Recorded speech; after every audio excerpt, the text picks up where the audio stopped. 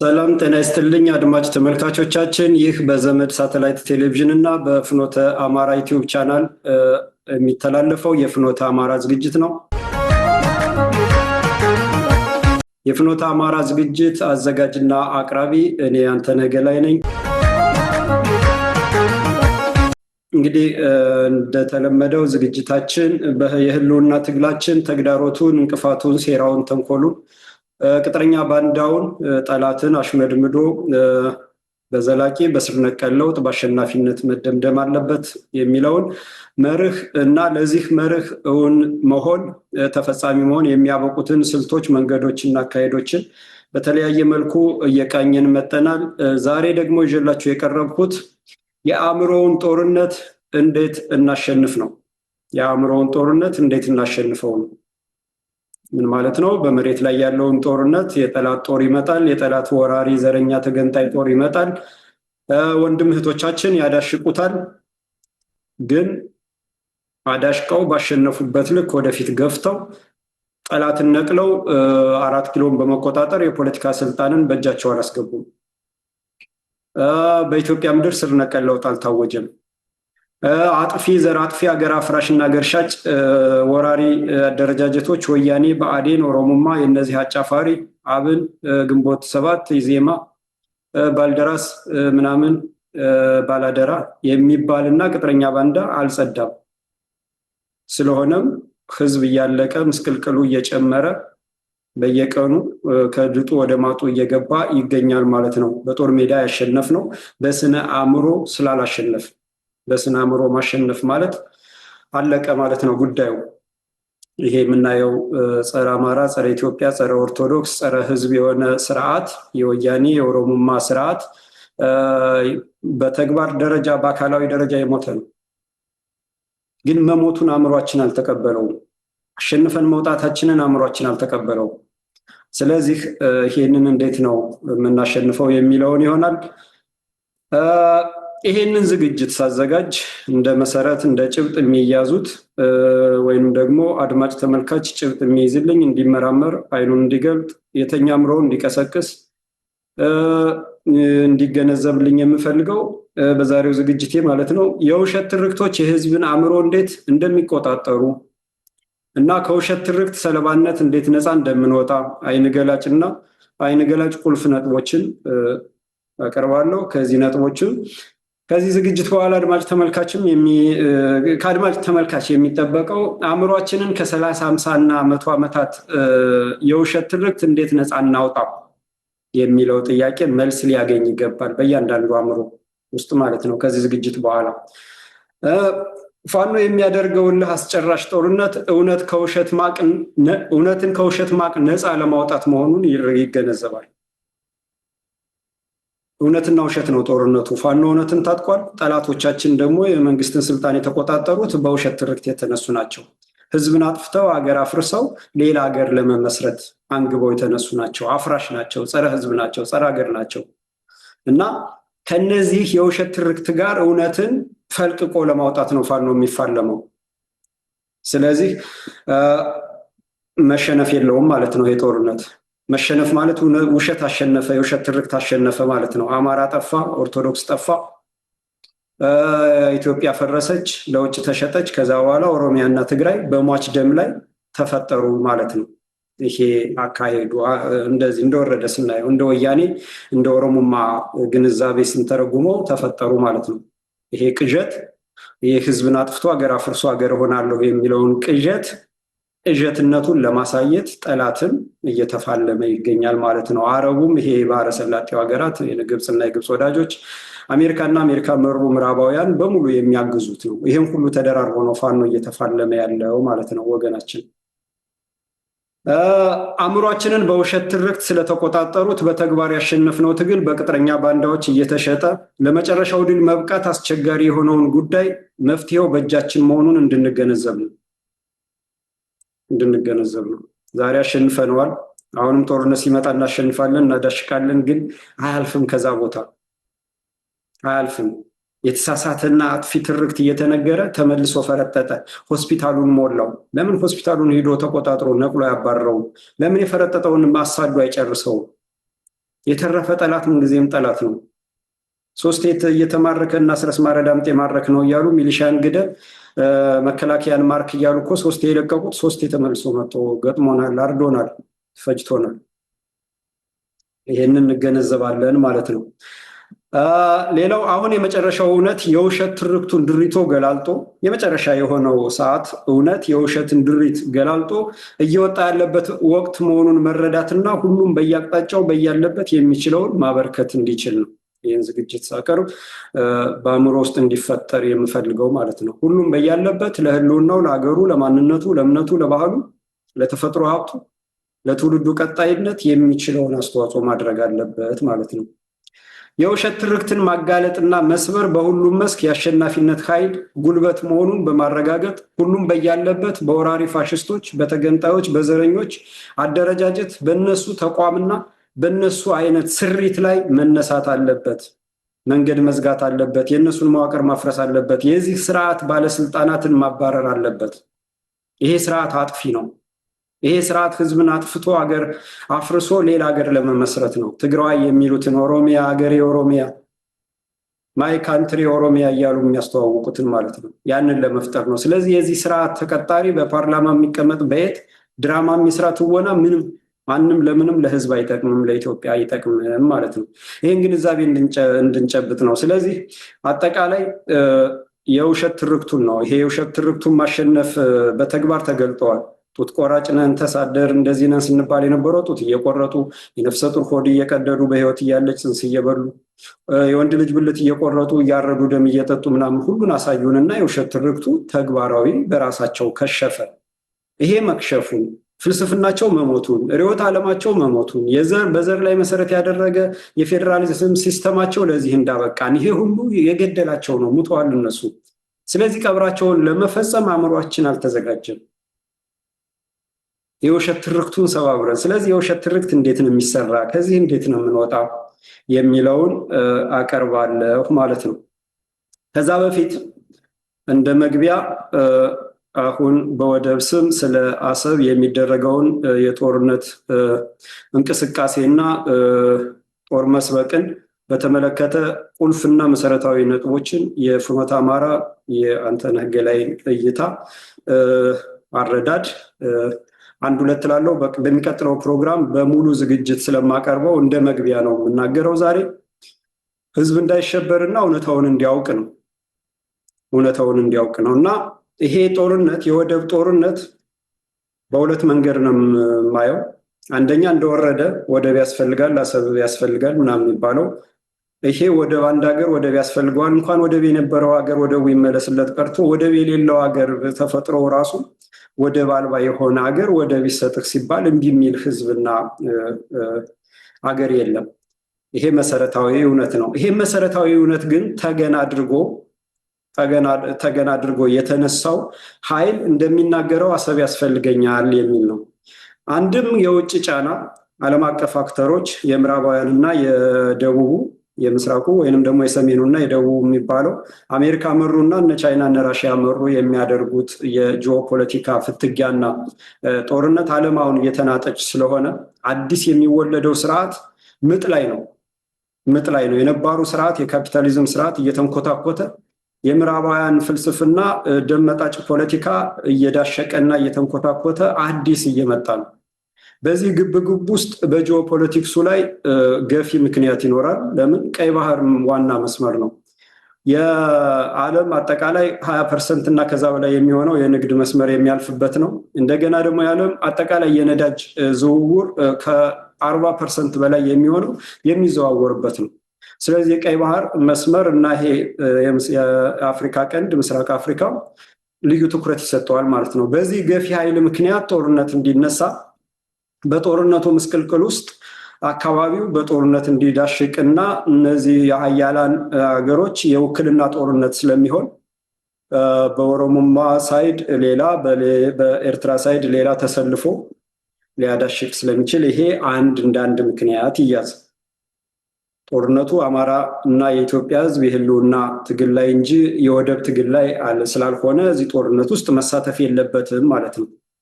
በምንም አይነት መሳተፍ የለበትም። ግን መንግስት ገዢ እስከሆነ ድረስ የአማራ ህዝብ ባይቀበለውም ነባር ኢትዮጵያዊ ባይቀበለውም ገዘዋለሁ የሚለውን ህዝብ እያስገደደ የኦሮሞን ወጣት እያስገደደ ስለሚያዘምት ጦርነቱ አይቀሬ ሊሆን ይችላል ማለት ነው። ስለዚህ በውጭ ኃይል ገፊነት ወደብ አስፈላጊ ነው በሚባለው የሚገባ ከሆነ ያ ጦርነት ይፈጠራል። ሁለተኛውና መሰረታዊ ደግሞ አማራ መጠንቀቅ ያለበት አሁን ላይ ያለውን እንተውና ወደኋላ ስንሄድ ወያኔ፣ ሻቢያ፣ ኦነግ አማራን አጥፍተው ኢትዮጵያን አፍርሰው ሀገር ለመሆን የተነሱ ናቸው። በጸረ አማራነታቸው እኩል ናቸው ከጅምራቸው አጀማመራቸው ማለት ነው። ስለዚህ ኦነግ ኦሮሞ ነፃነት ግንባር ነፃነቱን ከማን? ከአማራ። አማራ ጨቋኝ ነው፣ ኢትዮጵያ ቀይ ገዥ ናት። ህወሓት፣ ትህነግ ትግራይ ህዝቦች ነፃነት ግንባር ነፃነት ከማን? ከአማራ፣ ከጨቋኙ አማራ፣ ከቀኝ ገዥዋ ኢትዮጵያ። የኢፒኤልኤፍ የኤርትራ እንደዚሁ ነፃነት ግንባር ኤርትራያን ፒፕል ላይብሬሽን ፍሮንት ኢፒኤልኤፍ የኤርትራ ህዝብ ነፃነት ግንባር ከማን? ከጨቋኙ አማራ፣ ከቀኝ ገዥዋ ኢትዮጵያ ብለው የተነሱ ናቸው። ስለዚህ በአማራ ጠልነት ሁሉም አንድ ናቸው በመሰረታዊ ደረጃ ማለት ነው። የማይካድ ሀቅና እውነት። እነዚህ በተለያየ ቴክኒካል ችግር ምክንያት ሲጋጩ፣ ሲፈለጡ፣ ሲናቆሩ መልሰው ሲታረቁ፣ አንድ ሲሆኑ ምናምን ሲቆዩ አይተናል። ስለዚህ የኤርትራ ህልም ተሳካ፣ አለቀ። ወያኔ ህልም ግን ዘለቀ። ለምን? ኢትዮጵያን መቆጣጠር ከቻልኩ ኢትዮጵያን አድክሜ በኢትዮጵያ ሀብትና ንብረት ትግራይን ገንብቼ እርስ በርስ አባልቼ በዘር ከፋፍዬ ደም አቃብቼ ጨርሻ አንኮታኩቼ ቀና ብሎ እንዳያየኝ አድርጌ ታላቋን ትግራይ አቆማለሁ ብለው ተነሱ። ለዚህ መጋጫ እንዲሆናቸው የኦሮሞ ህዝብ ታላቁ ህዝብ ተብሎ ሀዲያ፣ ከምባታ፣ ወላይታ፣ ጉራጌ፣ ስልጤ፣ በርታ፣ ጉምዝ፣ ኑዌር፣ አኝዋክ፣ ሱማሌ፣ አፋር፣ ጌዲዮ፣ ጋሞ፣ ከፋ፣ ሲዳሞ፣ ደቡብ በሙሉ በአብዛኛው ተጨፍልቆ ኦሮሚያ ክልል ብለው ፈጠሩ። ማን ነው ያን? ለምን? ሌላው ኢትዮጵያዊውን በሙሉ እንዲያዳክም። ይሄ በገርባ የገበረው በኦሮሞ ስም ኦሮሞ ነኝ የሚለው የገበረው ምናምን ያለው የተዋለደው በሙሉ ገባ።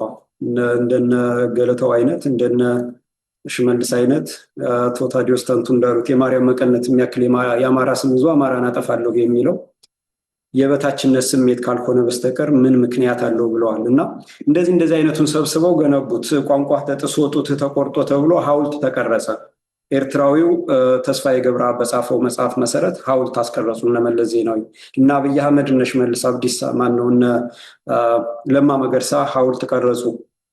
አማራ ጡት ሲቆርጥ ብለው በዛ ትውልዱን አነጹት። አማራ ጠል አድርገው ቀረጹት። ይሄ የታነጸ ትውልድ አማራ ጠል ሆኖ መጣ። አማራ ሲባል ይንገሸገሻል። ጡት ቆራጭ ነው፣ አጨፍጫፊ ነው፣ እንደዛ ተብሎ ነው የተነገረው። እኔ መቀሌ ሄጄ አማርኛ ሲናገር አማራ ይደርግ ምናምን አለች አንድ ሴት ወጣት ነች። እና በቃ ስሜቷ ያስደነግጣል። እና ሳዘነች። ምንድነው የተረዳሁት? እንደዛ ተብሎ ነው የተነገራት። በትምህርት ቤት ስታድግ ይች ልጅ አማራ ደርግ ነው፣ ደርግ ማለት ትግሬን በጀት የጨፈጨፈ ነው፣ ሀውዜን ላይ እንደዚህ ያደረገን ነው፣ ድሃ እንድንሆን ያደረገን፣ መሬታችንን የወሰደ ነው፣ ወልቃይት የኛ ነበር ድሮ፣ ራያ የኛ ነበር ድሮ እያሉ ትውልዱን በዛ በትምህርት ቤትም በቤተክርስቲያን በምንም እየሰበኩ አሳደጉት። ከዛ አማርኛ ስሰማ አማራይ ምናምን ብላ ሾህ ነው የሆነች። ሾህ ለምን? እየተጋተች ያደገችው አእምሮዋ ውስጥ የተቀረጸው አማራ ጭራቅ ተደርጎ ነው። አማራ ደርግ ነው ተብሎ ነው እንጂ ወራሪው የኦሮሞ ርዕዮተ ዓለም አስፈጻሚ የመጀመሪያው ነው መንግስቱ ኃይለማርያም። አባቱ ባንዳ ዘሩ ደግሞ ኦሮሞ ነው ብሎ የነገራት የለም። አባቱ የጣሊያን ባንዳ የነበረ ነው። አማራ ደግሞ ባንዳን የሚጸየፍ ባንዳን የሚቀጣ ለአገሩ የሚሞት ነው ብሎ የነገራት የለም። እውነቱን ማለት ነው። ስለዚህ በእንደዚህ አይነት የቀረጹ ትውልዱን ማለት ነው ቀረጹትና አማራ እንዲወጋ ሆኖ መጣ። ይሄ አማራ ጠልነት ትግራይን በዚህ ልክ ለማዋለድ ከዛ ኦሮሚያን ለማዋለድ ከፍተኛ መሳሪያ ሆነ ማለት ነው። አስተሳሰቡ አእምሮ የተገነባው እና ይሄንን አስተሳሰብ አሁን አማራ ፋኖ መጣ። አማራ ተነሳ። አየው፣ በግራየው በቀኛየው ያስተማረው አማራ በባዶ እግሩ እየሄደ አርሶ አደሩ እያበላ እያጠጣ በባዶ እግሩ እየሄደ ያስተማረው ካደው። የአማራው ምሁር ካድ ሆነ፣ አዳሪ ሆነ፣ አጥር ላይ ተንጠለጠለ፣ ተመሳስሎ መኖር ፈለጠ። አብዛኛው ባንዳ ሆነና ገባ። ቀሪው ደግሞ አጥር ላይ ተንጠለጠለ። ወደ አሸናፊው ለመውደቅ እንዲህ እያጮለቀ ያያል። ጥቂቶች አሉ እስካሁን ድረስ የሚሟገቱ፣ ግን በዛ ባዳሪውና በሱሪው በረጠበው ይዋጣሉ። ሱሪው የረጠበው በተጠራበት ነው የሚለገም። ብቻውን መቆም አይችልም።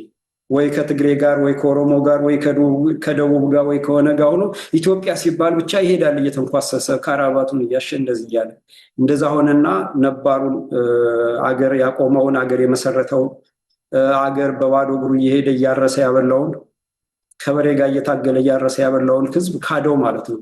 ስለዚህ እውነታውን ለዚህ ህዝብ የሚነግረው አጣ ለአርሶ አደሩ። ስለዚህ አርሶ አደሩ በህግ አምላክ ሲል ኑሮ ህጉ ራሱ መንግስቱ ራሱ ገዳይ መሆኑን አውቆ ተነሳ። ስለዚህ የአማራ ህዝብ አሁን ላይ ወጣቱም፣ እናቶችም፣ አባቶችም፣ ሴቶችም፣ ወንዶችም ሁሉም ከባንዳው፣ ከቅጥረኛው፣ ከአስመሳዩ ውጭ ያለው በሁለት በኩል የተሳለ ቢላዋ ሆኖ መጣ።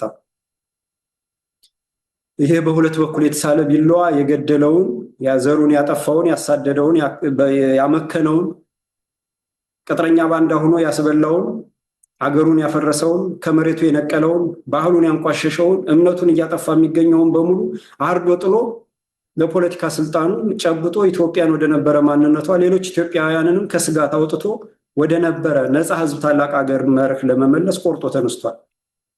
ስለዚህ ይህንን መነሳት ማዳፈን ያስፈልጋል። በምን እነዚህ ሶስት ኃይሎች ተባብረው ሊመጡ ይችላሉ ማለት ነው። ማን? ሻዕቢያ፣ ወያኔና ኦሮሞማ። በማን ይታገዛሉ? በአረብ ሀገራት፣ በምዕራባውያን፣ በእነ አሜሪካ። ዋናው አማራን አጥፍቶ ኢትዮጵያን ማፍረስ ነው። አማራ ከጠፋላቸው በኋላ አትመለስም። ስለዚህ በዚህ መልክ ከሆነ እንግዲህ ይሆናል ነው። ሻዕቢያ ሀገር ነው፣ ከአማራ ጋር ወዳጅ ነው ብለን ነው የምናስበው። ምክንያቱም አማራ ለኤርትራዊ አሁንም ወገኔ ብሎ ነው የሚያስብ። ወያኔ የዘረፈውን ቤት ጠብቆ አስረክቧል፣ ሰጥቷል። ሀብት ንብረት አልበላም። ዳዋ ሆኖ ጠብቆ አጥሮ አስረክቧል። ግን የነበረው የፖለቲካ አመጣጡ የኤርትራ ላይብሬሽን ፍሮንት ነፃነት ግንባር ጸረ አማራ ሆኖ ነው የተነሳ። አማራን በጠላትነት ፈርጆ ነው የተነሳ። በገደምዳሜውም ቢሆን ጥፋት ነበር ብለው ተናግረዋል። አቶ የማነ የማስታወቂያ ሚኒስተሩ ጥፋት ነበር ብለው ተናግረዋል። በአደባባይ ግን አልተናገሩም። በአዋጅ ደረጃ አላወጁ።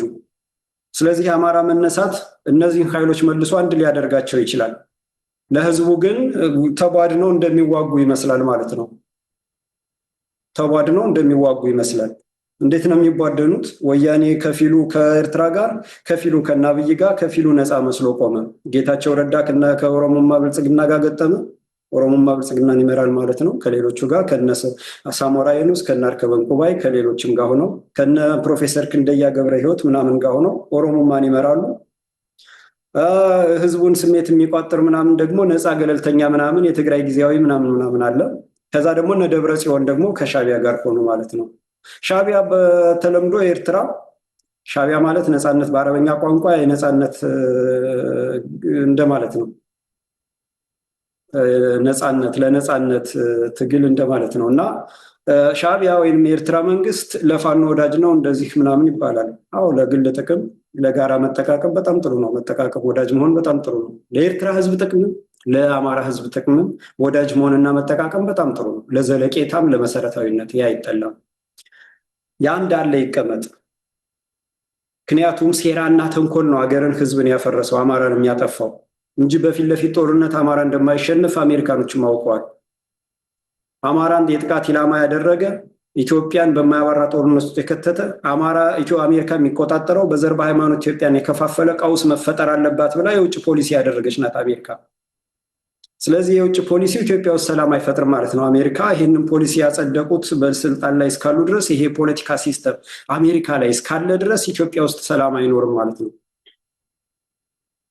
ለዛ ነው ኦባማ መጥቶ 99.6% አሸነፍን ያለውን መለስ ዜናዊ ዲሞክራቲካሊ ኢሌክትድ መንግስት ብሎ የሄደው ያኔ በማግስቱ እንደዛ ትርምስምሱ ሊወጣ ማለት ነው።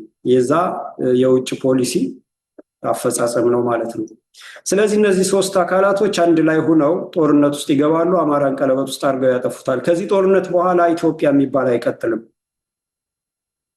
ይሄ ጦርነት ሲያልቅ ኢትዮጵያ የሚባል አይኖርም። ቅርጹም ምኑም አይኖርም። ይሄን ተናግረዋል ጻድቃን በቢቢሲ ቀርቦ ጦርነት የሚደረግ አይመስለኝም፣ ከተደረገ ግን አሁን ያለው ኢትዮጵያ የምናየው አይቀጥልም ብሎ ተናግሯል። ይሄ ትልቅ ጠቋሚ ነው። ምን ማለት ነው? ኤርትራና ትግራይ ይገነጠላል፣ ከፊሉን አማራ ይወስዳል። ሰሜንኛ ይሆናል ማለት ነው። ሰሜንኛ ምናምን የሚባለው ቋንቋ ይሄ ነው። ሰሜንኛ የሚባለው ኤርትራዊውም፣ ትግሬውም፣ አማራውም ይሄ ህዝቡ በቀና ልቦና የተቀበለው ስህተት ነው፣ ሴራ ነው። ሰሜንኛ ተከፈለች ኢትዮጵያ በማን በወያኔና በሻቢያ ቁጥጥር ትሆናለች ማለት ነው። ደቡቡ ማን ይሆናል? ኦሮሚያ። ከዛ ቀሪው ማን ይሆናል? ሶማሊያ። አፋር በማን ይበላል? በኦሮሚያና በትግሬ ይበላል። ሶማሌ ራሱን ይችላል ማለት ነው። ደቡብ በኦሮሚያ ይጨፈለቃል ማለት ነው። ግድቡ ለኦሮሚያና ለትግሬ ጋራ ይሆናል ማለት ነው። አማራ ይበተናል ማለት ነው። ስለዚህ የነበረችው ኢትዮጵያ አትቀጥልም። ይሄ ጦርነት ከተጀመረ በኋላ ማቆሚያ የለውም። እነዚህን ነገሮች ሳያስፈጽም አይቆምም። በማን ይደገፋል? በግብፅና በአረብ ሀገራት፣ በኤሚሬት፣ በሳውዲ፣ በማን በምዕራባውያን፣ በአሜሪካ፣ በምናምን ይደገፋል። የኢትዮጵያን መፍረስ ፈልገው ስፖንሰር ሲያደርጉ የነበሩት የዘር ፌዴራሊዝም ተመስርቶ ኢትዮጵያ በዘር በሃይማኖት በቋንቋ ተከፋፍላ እንድትበታተን ስፖንሰር ያደረገው አሜሪካ ይደግፈዋል፣ አውሮፓ ይደግፈዋል። የካፒታሊዝም የጭራቁ ዓለም ፖለቲካ ይደግፈዋል ማለት ነው። አገርን በማፍረስ ምስቅልቅል በማድረግ ህዝቡን በማሰደድ የተፈጥሮ ሀብት የሚዘርፈው የእነ እንግሊዝ፣ የጀርመን፣ የፈረንሳይ፣ የኖርዌይ፣ የቤልጅየም፣ የስዊድን፣ የፖርቹጋል፣ የስፔን፣ የአሜሪካ፣ የጣሊያን የፖለቲካ ፍልስፍና ይደግፈዋል። ይህን ስፖንሰር ያደርገዋል። ለዛ ነው አይኤምኤፍ፣ ወርልድ ባንክ ብር የሚሰጠው አብይ በድሮን መግዣ እንዳይቸግረው፣ የድሮን ጥይት መግዣ እንዳይቸግረው አይኤምኤፍ እና ወርልድ ባንክ ብር የሚሰጡት ለዛ ነው። ስለዚህ ጂኦ ፖለቲካል ጥቅሙ ያስፈጽማል ማለት ነው። ስለዚህ ይሄንንም ማየት ያስፈልጋል። ዝም ብሎ እንደ ግብዝ እንደ ከብት እየተነዱ መጥፋት የለም። እግዚአብሔር አለ። ግን እግዚአብሔር የሚቆመው እውነቱን ተረድቶ እውነትን ይዞ ይሄ ነው ብሎ አውቆ ለቆመ ነው እንጂ ጨለማ ውስጥ ለቆመ አይደለም።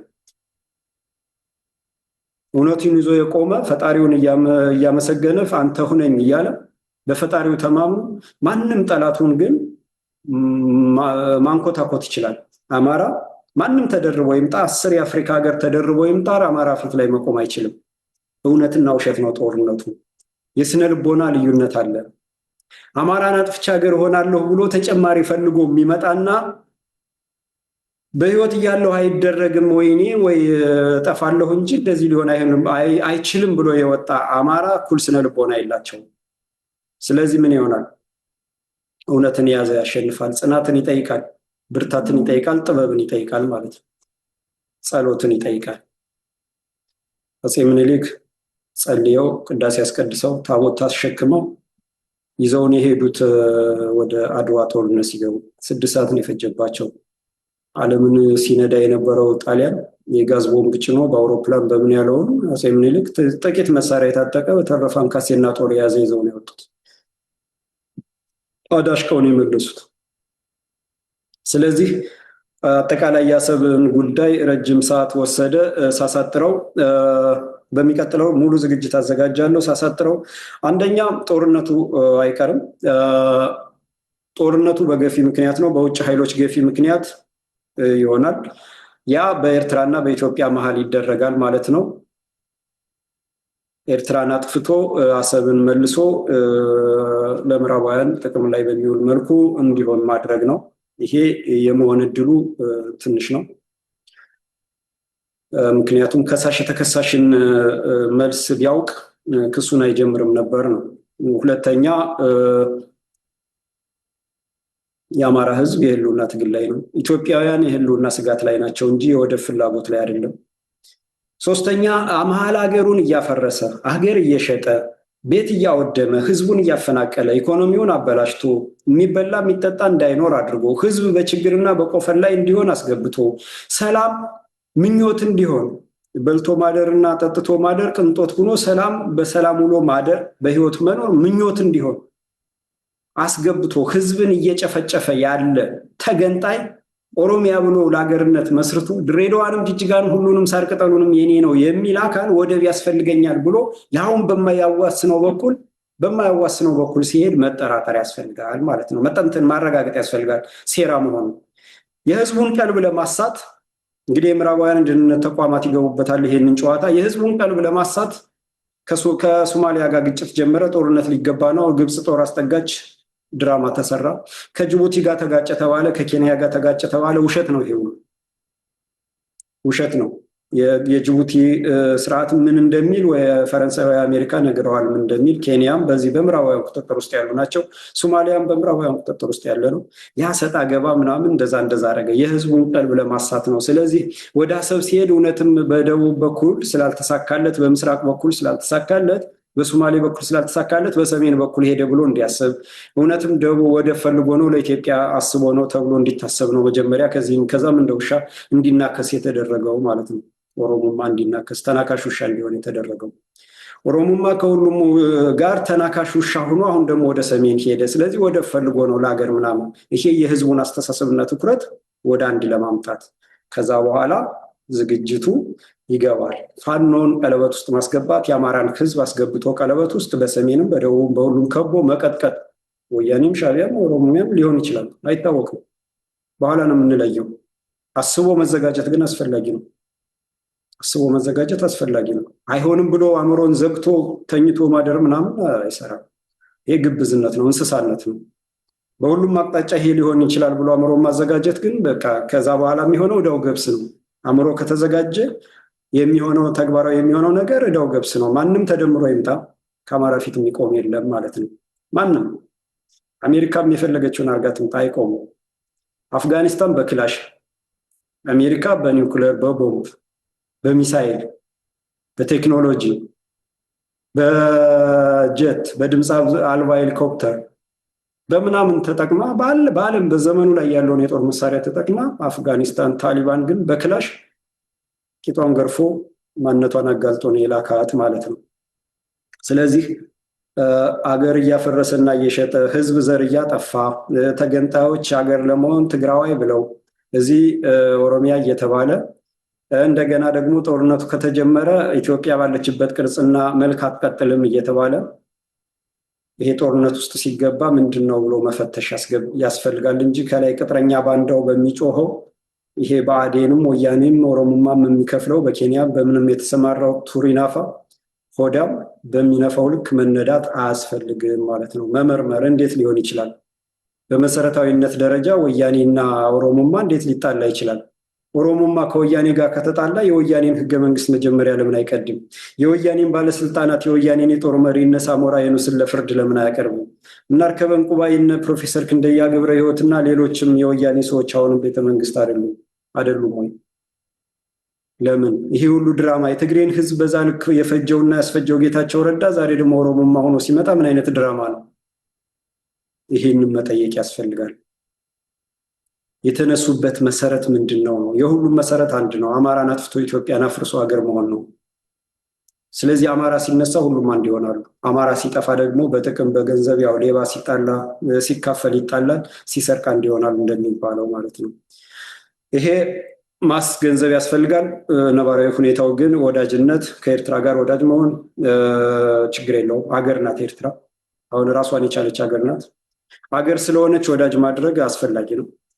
ህዝቡ ደግሞ በአንድ ባህል አንድ መልክ ያለን አንድ ባህል የተቀዳን አንድ እምነት የምንከተል ነን። ፖለቲካ ከፋፈለን እንጂ አንድ አይነት ነን። ፖለቲካ ከፋፍሎን የኤርትራን ህዝብ አማራ ጠል አድርገው አሳደጉት። አማራ ደግሞ የወለደው ክዶት ምሁሩ ክዶት አሁን በራሱ ክንድ እየተፍጨረጨረ ማንነቱን እያስከበረ የሚገኝ ነው፣ እውነትና ሀቅን ይዞ ማለት ነው። ስለዚህ እያደር እየዋለ ደግሞ እውነቱ ይጠራል ማለት ነው። ስለዚህ ከኤርትራ ጋር ወዳጅ መሆን ችግር የለውም። ወያኔ ጋር ግን ወዳጅ መሆን አይቻልም። ለምን? አሁንም ወልቃይትንና ራያን ወስጃ ሀገር ሆናለሁ እያለች ነው ያለችው። ያጠፋችውን ዘር ማጥፋት አላመነችም። የጻፈችውን ህገ መንግስት አልቀደደችም። አማራ የትግራይ ተራሮች የአማራ መቃብር ይሆናሉ፣ በአማራ መቃብር ላይ ታላቋን ትግራይ አቆማለሁ ያለችውን አላስተባበለችም፣ አልቀደደችም፣ ይቅርታ አልጠየቀችም፣ ካሳ ከፍላለሁ አላለችም። ስለዚህ ከወያኔ ጋር አብረን እንሆናለን አብይን ለመጣል የሚሉት ቅጥረኛ ባንዳነታቸውን የሚያሳይ ነው። ምስክርነት አያስፈልገውም። ይሄ ንግግር ብቻ የቅጥረኛ ባንዳነታቸው አስረጅ ነው። አስረጅ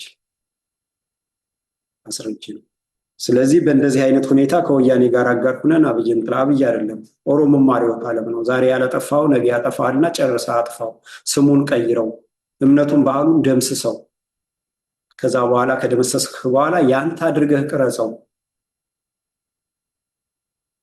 ለሚቀጥለው ትውልድ የኔ ነው የሚቀጥለው ትውልድ የኔ ነው ይሄ ሲደረግ ያላየው ትውልድ በኋላ የሚፈጠረው ትውልድ የኔ ነው ብሎ ይቀበለዋል ማለት ነው። በዚህ ፍልስፍና ነው የሚሄደው። በዚህ ፍልስፍና ወያኔም አንድ ነው ማለት ነው። እና በሚቀጥለው ፕሮግራም ሙሉ ዝግጅት አቀርባለሁ። እስከዛ ግን ይሄን መግቢያ አድርገን ለጦርነቱ ሲዘጋጅ አማራም ሆነ ኢትዮጵያዊ ህልውና ላይ ነው፣ ህልውና ትግል ላይ ነው፣ ሀገር የማስቀጠል ትግል ላይ ነው። በዚህም ነፈሰ በዛም ጥሩምባ ተነፋ ራስን መጠበቅ ራስን መከላከል ያስፈልጋል። ያልነቃውን ማንቃት ያልሰማውን ማሰማት ያስፈልጋል። ድጋሚ አማራን አታሎ ኢትዮጵያን መውጋትና የመጨረሻ የተባለውን ማፍረስ ነው።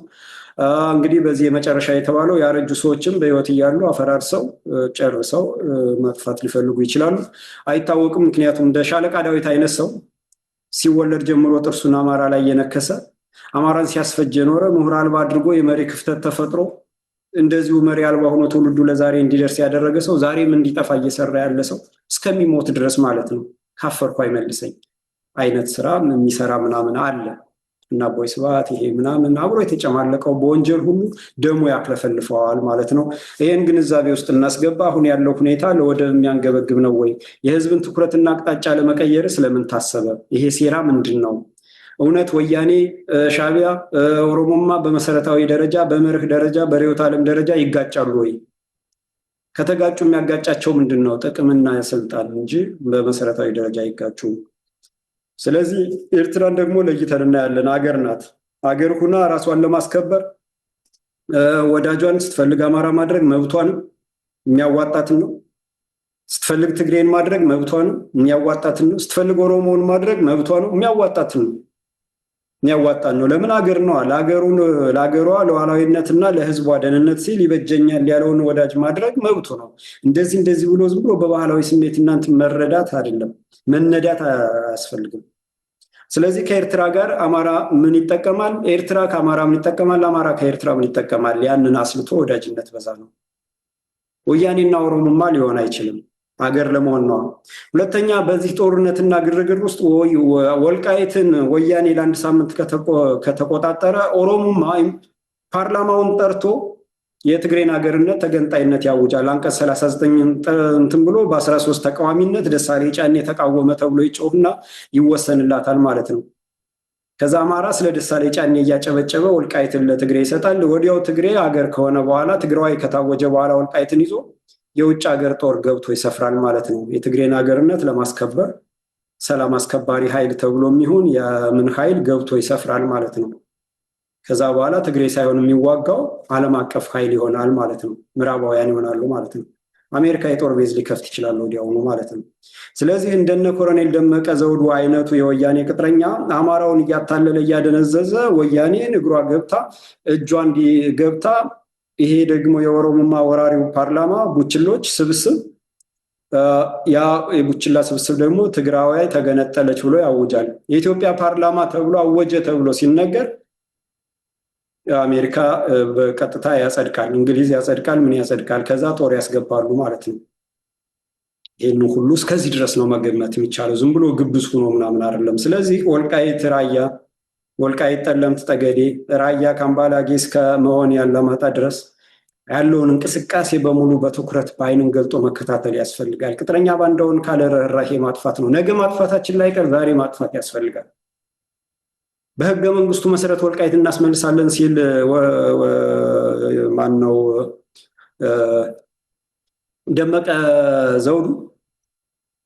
ደመቀ ዘውዱ እንደዛ እናስመልሳለን ሲል ለወያኔ እንሰጣለን ማለት ነው። ህገ መንግስቱ የወያኔን ዓላማ ሊያሳካን የተቋቋመው እንጂ አማራን ሊያስከብር የአማራን አጽመ ርስትና የአማራን ህልውና ሊያስከብር ኢትዮጵያውያንን ህልውና አስከብሮ ኢትዮጵያን ሊያስቀጥል አይደለም የተቋቋመው። ህገ መንግስቱ የኢትዮጵያን ሉዓላዊነት ነጥቆ ለክልሎች ሰጥቶ ተገንጣዩን አገር ትግራይ ሀገር እንድትሆን ኦሮሚያም ሀገር እንዲሆን እውን ለማድረግ የተቋቋመ ህገ መንግስት ነው። ስለዚህ በህገ መንግስቱ መሰረት ወልቃይትን ማንነት እናስከብራለን አለ ማለት ለወልቃይት እንሰጣለን አለ ማለት ነው። በፖለቲካ ሲተረጎም ይሄ ነው። ለምን? ህገ መንግስቱን ትርጉሙን ማወቅ አለብን ማለት ነው። እና በዚህ ቁርጠኛ መሆን ነው። መተሻሸት ምን ማለት አያስፈልግም። ለእውነት ጋር ፊት ለፊት መጋፈጥን ያስፈልጋል ማለት ነው። ያስፈልጋል። እንግዲህ ይሄንን ካልኩ እኔን ትንሽ ያሞኛል። ይሄንን ካልኩ ወደ ዛሬ ዝግጅቴ ልመለስ። የአእምሮ ጦርነቱን እንዴት እናሸንፍ ነው ርዕሴና እንደው ትንሽ መሰረታዊ ወደ ዋናው ነጥብ ከመግባቴ በፊት አንዳንድ መሰረታዊ ነጥቦችን ላነሳ ፈልጋለሁ። በዓለም ላይ በአማራ ብቻ አይደለም፣ በዓለም ላይ የሰው ልጅ አምኖ በተቀበለው ትርክት ይጠፋልም ይለማል። አምኖ በተቀበለው ትርክት ይጠፋልም ይለማል። ይሄ መሰረት ነው። አሁን የኦሮሞውን ወጣት ብታዩት አትፍረዱበት ጸረ አማራ መሆኑን፣ የትግሬን ወጣት ብታዩት አትፍረዱበት ጸረ አማራ መሆኑን። ለምን ጸረ አማራ እንዲሆን ተደርጎ ሲወለድ ጀምሮ ተቀርጾ በዛ ልክ ነው የመጣው። ያንን ጸረ አማራ አስተሳሰብና ጸረ አማራ አስተሳሰብን የሚያራምደውን ስርዓትና ድርጅት መንቀልና ለዚህ ወጣት ጸረ አማራ ሆኖ ለተወለደ አማራ ጠልነትን ላስተማረው ወጣት ለተማረ ትውልድ እውነታውን መመስከር ነው የሚያስፈልግ እንጂ ግጭት አያስፈልግም። በህዝብ ለህዝብ የለም፣ በእርግጥ የለም። ግን ያንን የጥላቻ እንትን አይደለም የሚያስፈልገው፣ መሰረታዊ እውነት ላይ ነው መሄድ ያለብን ማለት ነው። እና የሰው ልጅ አምኖ በተቀበለው ትርክት በሰላም በጸጋ ይኖርበታል፣ ወይንም በቀውስ በዘግናኝ ሁኔታ ተጨፍጭፎም ሆነ ምን ብሎ ይጠፋበታል ማለት ነው። ስለዚህ ትርክት ያጠፋልም ያለማልም ማለት ነው። ሌላው መሰረታዊ ነጥብ በየትኛውም ዓለም እውነት በአንድ ጀንበር አይጠፋም። እውነት በአንድ ጀንበር አይጠፋም፣ በአንድ ጀንበር አይደመሰስም። በሂደት ግን በሌላ ይተካል። በሂደት እንዴት ማሰብና መኖር እንዳለብን፣ ለሀገርና ሕዝብ ፍቅር ምን አይነት ስሜት ሊኖረን እንደሚገባ፣ በመሰል ጉዳዮች ዙሪያ ያለንን ግንዛቤና አመለካከት ምን መሆን እንዳለበት በጥንቃቄ በተጠና ትርክት ይተካል። ሀቅና እውነት ይተካል። ለኢትዮጵያ መሞት፣ ኢትዮጵያ ካንቺ ያስቀድመኝ ምናምን የሚባለው በፉከራ በሽለላችን፣ በጸሎት ኢትዮጵያን ሰላም ያርግልን የሚባለው እየተቀየረ ነው። ዛሬ ቤተክርስቲያናት በውጭ ሀገር እየተወረሩ ትግሬን ሰላም ያርግልን፣ ትግራዋይን እንዳገር ነው የሚጸለየው። ለትግሬ ነው በትግረኛ ጸሎት ሲደረግ ትግሬን እንዳገር የትግራይን ህዝብ ሰላም ያርግልን ነው። ኢትዮጵያን አውጥተዋል። በሂደት መቀየር ነው። ስነ ልቦናን መምታትና መቀየር ነው። እና እውነት በአንድ ጀንበር አይደለም የሚጠፋው፣ ሂደት ፕሮሰስ ነው። በፕሮሰስ ይተካል ማለት ነው። አይደመሰስም፣ ይተካል፣ በሌላ ይተካል ማለት ነው። እና ለህዝብ ደህንነትና ለሀገር ሉዓላዊነት የሚበጀው ሀቅና እውነት ለቅኝ ገዢዎች ለኢምፔሪያል ምዕራባውያን ጭራቅ የፖለቲካ ስሪትና አስፈጻሚዎች ስኬት ሲባል እንዴት ማሰብ፣ እንዴት መስማት እና ምን ማድረግ እንዳለብን ለመቆጣጠር በተቀየሰ ትርክት በሂደት ይተካል ማለት ነው እውነት። ስለዚህ ኢትዮጵያ ጀግና ነበረች፣ ታላቅ ሀገር፣ የነፃነት ምልክት ነበረች፣ የፍትሃዊ ሀገር ናት። ያ ታሪክ አለን። ያንን ታሪክ ዘውዱን መቱት፣ የመሬት ስሪቱን መቱት፣ አማራን መቱትና ኢትዮጵያን ወደ ችግር አስገቧት፣ ረሃብተኛ ያደረጓት።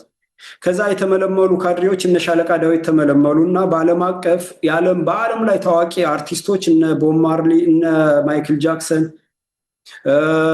ብዙ ታዋቂ ዘፋኞች የሚያቀነቅኑትበት መድረክ ተዘጋጀ። ለኢትዮጵያ ረሃብ፣ የኢትዮጵያ ሕዝብ በረሃብ እያለቀ ነውና ለረሃቡ እንድረስ የሚል ዓላማው ኢትዮጵያን ለመርዳት አይደለም። በዛ ዘፈን የተሰበሰበውን ገንዘብ የስቴት ዲፓርትመንቱ ለዛ ፕሮሰስ ያወጣው ነው። በነገራችን ላይ ያንን ለማድረግ ያወጣው ነው ሴራው። ዓላማው ምንድን ነው? ሞራልን መስበር፣ የዓለም አቀፍን ግንዛቤ መቀየር። ጀግና ሀገር ራሷን የቻለች ጀርመንን፣ ፈረንሳይን፣ ሆላንድን፣ ጣሊያንን እንግሊዝን ሲቸገሩ ትላንትና በአፄ ኃይለሥላሴ ጊዜ እህል እንዳረዳች ሁሉ ያንን ከስነ ልቦና አውጥቶ ችጋራም የሚበላው የሌለው ሀገር መሆኑን ለዓለም ማሳየት ነው። አስተሳሰብና አመለካከትን መቀየር ማለት ነው። ያ እንደዛ ነው የተዘጋጀው። ስለዚህ ጥያቄዎች እንግዲህ መነሳታቸው አይቀርም። እንደዚህ ስናደርግ ጥያቄዎች ይነሳሉ። መሰረታዊ ጥያቄዎችን ለምሳሌ እኔ ላስቀምጥ በዚህ ዝግጅት ዙሪያ። የውሸት ትርክት የአንድን ሀገር ሕዝብ ወይንም አንድን ነገድ ለመቆጣጠር እንዴት ሊበቃ ቻለ? ወይንም የሚያስችል ኃይል እንዴት ሊሆን ቻለ የሚለው አንድ መሰረታዊ ጥያቄ ነው። የውሸት ትርክት ውሸት መሆኑ ከታወቀ እንዴት አንድን ሀገር ወይንም የአንድን ሀገር ሕዝብ ወይንም አንድን ነገድ ነጥሎ አስተሳሰብና ማንነት ሊቆጣጠር ቻለ? ያንን ኃይልስ ያንን ብቃትስ ከየት አመጣው የሚል ጥያቄ አእምሯችን ውስጥ ይመጣል በመሰረታዊነት ደረጃ። ሁለተኛው እውነትና ነፃነትን መልሶ ለማምጣት ይቻላል ወይ? እንዴትስ ይሄንን የውሸት ትርክት ሊፈርስ ይችላል? ማፍረስ ይቻላል? ወይንም ምን መደረግ አለበት የሚል ደግሞ ሌላ ሁለተኛ መሰረታዊ ጥያቄ አለ ማለት ነው። እነዚህ ሁለት መሰረታዊ ጥያቄዎች ከዝግጅት መጨረሻ ላይ ሁሉም ሰው በራሱ መልሱን ያገኛል፣ በራሱ መመለስ ይችላል ማለት ነው እና እስከ መጨረሻው እንድትከታተሉ ፈልጋለሁ። ምሳሌ እንደው ይሄን የሚያስረዳ አንድ ምሳሌ ልንገራችሁ። የአማራ የበላይነት ትርክት ተፈጠረ። የአማራ የበላይነት የሚባል መጣ በደርግ በፊት የተማሪዎች ንቅናቄ ምናምን። ከዛ በኋላ መጀመሪያ ይሄ የአማራ የበላይነት መጀመሪያ ትርክቱ ተፈጠረ። ከዛ አማራ የሚባለው ስም ተነሳ። ከዛ ተነጠለ፣ መነጠል፣ ከዛ ማግለል፣ ከዛ ዛሬ ላይ የምናየው ዘር ማጥፋት፣ ማሳደድ፣ ማፈናቀልና ሀገር ማፍረስ ላይ ደረሰ ማለት ነው። እንዴት እንደበቀለና እንዴት እንደሚሄድ ከደርግ ጀምሮ እስካሁኑ ሰዓት ድረስና ለትንሽ ጊዜ ወደፊትም ለትንሽ ጊዜ ቅጥረኛ ባንዳዎች እስከሚጠፉ ድረስ ለትንሽ ጊዜ ወደፊትም ህዝብ መጨፍጨፍ፣ ሀገር መፍረሱ ይቀጥላል። ለጥቂት ጊዜ ባንዳዎች ትግሉን አፍነው ያዙት። ከፊት ከክልል እንዳይወጣ እያሉ ወያኔና ኦሮሞማ የፈጠረውን እንትን ሁሉ ተቀብለው በዛ መርህ ነው የሚመሩ። ለህልውና የወጣ ሰው ወያኔን ጠላቴ ነው ያለ፣ ኦሮሞማን ጠላቴ ነው፣ ብአዴንን ጠላቴ ነው ያለ የእነሱን ትርክት መቀበል የለበትም። ክልል የነሱ ነው።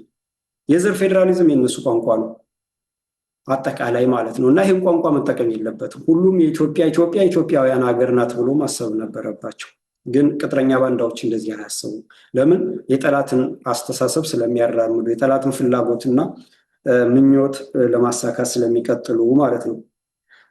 እንግዲህ ከደርግ ጀምሮ እስካሁኑ ሰዓትና ለትንሽ የሚቀጥለው ጭፍጨፋና ፍጅት ምን ብዬ እንደምነግራችሁ እንግዲህ እናንተ ታውቁታላችሁ የበለጠ። ይህ ሲሆን አኩሪ ታሪካችን ለምሳሌ አድዋ ለኢትዮጵያ ሉዓላዊነት የተከፈለን ይሄ የፋኖነታችን ምልክት የሆነውን ማንቋሸሽ፣ አድዋን አንቋሾ ግንቦት 20 ነበረ ወያኔ የሚያከብረው። አሁን አድዋን አፄ ምኒልክን አንስቶ አብይ አህመድን ወራሪውን ዘረኛውን ፋሽስቱን ማለት ነው። አያችሁ ማንቋሸሽ ማለት ነው እና ፋኖነትን ማንቋሸሽ። አድዋ ብዙ ነው፣ ለዓለም ምልክት ነው እና ለሀገራዊ አንድነትና ለህዝብ ደህንነት የተከፈለ መስዋዕትነት ነፍጠኛ ማለት ነፍጠኝነትን ነፍጠኛ ብሎ መሳደብ ማድረግ። ነፍጥን መሳሪያ ነው፣ ነፍጠኛ የታጠቀ ነው። ነፍጠኝነት ደግሞ ጀግና እንደማለት ነው። ያ አገር ድንበር ለማስከበር የህዝብን ሰላምና ደህንነት ለማስጠበቅ የተደረገን ትግል ነፍጠኛ ብሎ ወደ ስድብ መቀየር ማለት ነው። ኢትዮጵያዊ ኩራትን፣ አይደፈሬነትን ወደ ወንጀል ወደ ኋላ ቀርነት መቀየር። ኢትዮጵያ ቅኝ ገዥ ናት፣ አማራ ጨፍላቂ ነው፣ ጨቋይ ነው ብሎ ማድረግ። በኢትዮጵያዊነት ኮራ ብለን ዘና ብለን ኢትዮጵያዊ እኮ ነኝ አይበገሬ፣ ነጭን የቅኝ ገዢዎችን ያንበረከከ ትውልድ ዘር ነኝ፣ ማንነቴን ያስከበርሁ፣ ዳር ድንበር ሉዓላዊነቴን ያላስጠቃሁ ምናምን የሚለውን ስነ ልቦና ማጥፋትና ኋላ ቀር ማስመሰል ማለት ነው። እንግዲህ አኩሪ ታሪክን፣ አኩሪ ማንነትን፣ ባህልን፣ እምነትን፣ እሴትን ወደ ነውርና ጥፋት በተቀየረ ታሪካዊ ጸረ አማራ ትርክት ዛሬ ላይ የሚፈጸምብንን እያየን ነው ማለት ነው። ሌላ ደግሞ እንደው በዓለም ደግሞ ሰፋ አድርገን ብናየው አሜሪካ፣ እንግሊዝና ፈረንሳይ ኢራቅን ከመውረራቸው በፊት ጅምላ ጨራሽ መሳሪያዎችን የተባለው አይደል ይሄ WMD የሚባለው ዊፖንስ ኦፍ ማስ ዲስትራክሽን የሚሉት ጅምላ ጨራሽ መሳሪያ ኢራቅ ውስጥ ተከማችቷል ተብሎ ተሰበከን እንግሊዝ እና ምናምን። ከዛ ያ ትርክት ተፈጠረ፣ የክምችቱ ትርክት ተፈጠረ። ከዛ በኋላ ህዝቡን ፈጅተው አገሩን አፍርሰው ሳዳምን አንጠልጥለው የለም መሳሪያው። ከዛ ቶኒ ብሌር ወጥቶ ጥፋት ነው የለም ስተት ነበር አለ።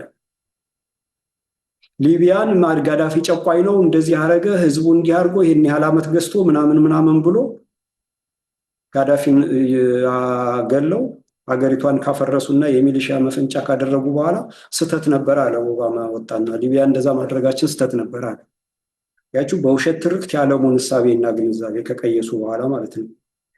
እንግዲህ ቶኒ ብሌርም ሆነ ኦባማ ይሄንን ሲያውጁ በወቅቱ የዓለም አቀፍ አስተያየትን ግን የቀረጸ የለወጠና የተቆጣጠረ ትርክት ነበር ማለት ነው። ጅምላ ጨራሽ መሳሪያ ያለ ምናምን ሲባል ሁሉም እንደ ሁሉም ከሚያልቅማ ይበሉት ያጥፉ ከሆነ በኋላ ውሸት ነው። እንደዚህ ነው የውሸት ትርክት በቅሎ ተዘርቶ በቅሎ አድጎ እንትን የሚለው ማለት ነው። እንግዲህ ይህን እንደ መግቢያ ካቀረው የአእምሮውን ጦርነት እንዴት ማሸነፍ እንችላለን የሚለውን ዋና ዝግጅት ጀምራለሁ። ክፍል 1 ላይ ያስቀመጥኩት ነጥብ ምንድን ነው? በነጥብ ነው ያስቀመጥኩት ያዘጋጀሁት። ክፍል 1 ላይ የጸረ አማራው፣ የጸረ ኢትዮጵያው፣ የጸረ ኦርቶዶክሱ የሐሰት ትርክት ውልደት፣ የሐሰት ትርክት እንዴት ተወለደ? እኛን በተመለከተ አማራን አጥፍቶ ዘውዱን ንዶ አፍርሶ ኢትዮጵያ ኦርቶዶክስ ተዋሕዶን ደምስሶ የመሬት ስሪቱን መጥቶ ከዛ በኋላ አማራን በትኖ ሌላው ነባር ኢትዮጵያዊን ከልካይ አልባ አስቀርቶ እና ጨፍጭፎ ጨፍልቆ ትግራይን ለማዋለድ ኦሮሚያን ሀገር ለማድረግ ቅድም በአሰብ ጦርነት የተነገርኳችሁ ምናልባት የመጨረሻው ሊሆን ይችላል። እነዚህን እውን ለማድረግ በጋራ ጦርነት ላይ ገብተው ያለችው ኢትዮጵያ አትቀጥልም ምናምን የሚባለው ነገሮችን ማያያዝ ነው። ጻድቃን በሬዲዮ በቢቢሲ ሬዲዮ ላይ የተናገረውን አዳምጡት። ይሄ ጦርነት ከተደረገ አሁን ያለው ኢትዮጵያ ቅርጽና መልክ አይቀጥልም፣ ያለው የማንነት ስብጥርም ምናምን አይቀጥልም ነው ያለው። ስለዚህ ትግሬ በትግሬነት ይታወጃል፣ ኦሮሞ በኦሮሞነት፣ ሶማሌ፣ አማራ፣ አፋር፣ ወላይታ፣ ሲዳማ፣ ጉራጌ፣ ስልጤ፣ ሀዲያ፣ ከምባታ፣ በርታ፣ ኑዌር፣ ጉምዝ፣ አኝዋክ በሙሉ ይጨፈለቃል፣ ይጨፈጨፋል፣ ቀሪው ይጨፈለቃል ማለት ነው። ስለዚህ ሴራ በእንደዚህ መልክ ነው መረዳት ያለብን እንዴት የሚለውን። በእርግጥ በአማራ ሕዝብ ዘንድ በዋናነት እኔ አማራ ስለሆኑ የወገኔን አስተሳሰብና ማንነት የቅጥረኛ ባንዳውን አስተሳሰብ ተምሬዋለሁ እና ሴራ ሰይጣናዊነት ነው። ሴረኛ መሆን መሰይጠን ነው፣ ክፋት ነው፣ ተንኮል ስለሆነ አማራ ይጸየፈዋል። ስለሚጸየፈው ሴራውን አይገባውም። ወያኔ 27 ዓመት የገዛች በሴራ በተንኮል ነው እንጂ በአቅም ኖሯት አይደለም። መጀመሪያ በሴራ በተንኮል የትግራይን ሕዝብ ቀፍድዳ ያዘች፣ የተቃወማትን የትግሬ ሕዝብ ፈጀችና ወጥ የሆነ አስተሳሰብ ያለው ፈጠረች፣ አማራ ጠል የሆነ። የኦሮሚያም እንደዛ እንደተፈጠረው ሁሉ ማለት ነው። አማራ ይሄ ሴራው አይገባው እና ሴራና ሴረኝነት ስለማይገባን በዚህ ልክ ይመጣሉ ብለን አንጠብቅም። ሁሉም ሰው እንደኛ የሚያስብ፣ ሁሉም ሰው እንደኛ ነገሮችን የሚያይ ይመስለናል እንጂ እንዴት ይሄን ሊያደርጉ ይችላሉ፣ ባለፈው ይሄን አድርገዋልና አሁንም እንደዚህ ሊያደርጉ ነው ብለን ለመጠራጠር ይከብደናል። ከራሳችን ላይ ግብግብ እንገጥማለን እና ከመሃላችን ደግሞ ሰላውዲ የሆኑ አሳሳች ሽማግሌ የሚመስሉ እንደው ግድ የላችሁም እንደው እንደዚህ ብሎ ምናምን የሚሉ ደግሞ አሉ። አድርባዮች፣ ሽንታሞች በቃ ያንንም አዋደው በቃ እንትን ብለው እውነትና ሀቅ የያዘውን አንገቱ እንዲደፋ የሚያስደርጉ አሉ። እና ይሄንን መገንዘብ ያስፈልጋል ማለት ነው። እና የሐሰት ትርክቱ እንዴት ተወለደ ነው። እያንዳንዱ የሐሰት ትርክት ውሸትን እውነት አድርጎ ማቅረብ ማለት ነው። የውሸት ትርክት፣ የሐሰት ትርክት ውሸትን፣ ያልተደረገን፣ ያልሆነን፣ ያልነበረን እንደነበረ እንደተደረገ አድርጎ ማቅረብ እና ሰው አእምሮ ውስጥ መሰግሰግ ማለት ነው። እያንዳንዱ የሐሰት ትርክት የተጀመረው በጥናትና በጥንቃቄ የተመረጠን አጥፊ ውሸት እንደ እህል ዘር በመዝራት ነው።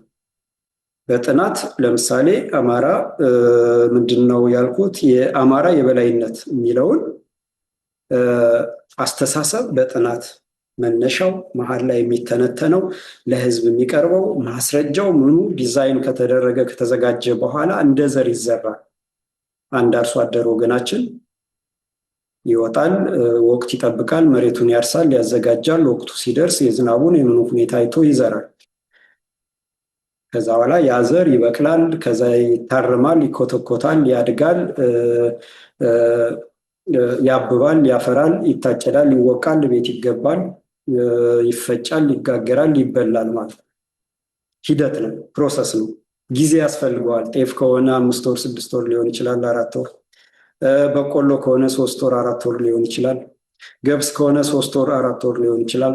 እንደዛ ለሁሉም እያንዳንዱ ዘር ጊዜ ያለው የሚወስድበት ማለት ነው። ተዘርቶ በቅሎ አድጎ ያንን ሁሉ ፕሮሰስ ያንን ሁሉ ሂደት አልፎ ለመበላትና ሰውነታችንን ለመገንባት የሚደርስበት ደረጃ ጊዜ ያለው ማለት ነው። የሐሰት ትርክትም የተመረጠው ትርክት ይመረጥና የአማራ የበላይነት፣ የአማራ ጨቋኝነት፣ የኢትዮጵያ ቅኝ ገዥነት፣ የአማራ ጨፍላቂነት፣ ፊውዳልነት ምናምን ነፍጠኝነት፣ ትምክተኝነት ምናምን የሚባሉ ተመረጡ። ከዛ በኋላ ይዘራል ማለት ነው ዘሩ። እንግዲህ የጥፋቱ ዘር የተዘራው በጥቂት ተደማጭነት ባላቸው ሰዎች ነው። የጥፋት ዘር የተመረጠው ተመረጠ። የአማራ የበላይነት የጥፋት ነው፣ ዘር ነው፣ የጥፋቱ ዘር ነው። ነፍጠኛ ነው፣ ዘር ነው። ጨቋይ ነው፣ ዘር ነው። አህዳዊ ነው፣ ዘር ነው። ትምክተኛ ነው፣ ዘር ነው። ትምክተኛ ማለት ምን ማለት ነው? ሌላውን በቃ የሚያዳሽቅ አፍኖ ቅኝ ገዝቶ የኖረ ማንነቱን፣ ቋንቋውን፣ እምነቱን ደምስሶ የኖረ እያለ ነው የሚነሳ። እንግዲህ የትኛው ነው የተደመሰሰ ሲባል ግን ተጨባጭ የለም፣ ግን የሚጠይቅ የለም። እመጣበታለሁ። እና ይሄ ዘር የሚዘራው ተደማጭነት ባላቸው ባልታሰቡ ሰዎች በአነጋገራቸው ስልት የህዝብን ጆሮ መኮርኮር በሚችሉ ስልትና ሁኔታ ድርጊት ይዘራል ዘሩ ማለት ነው።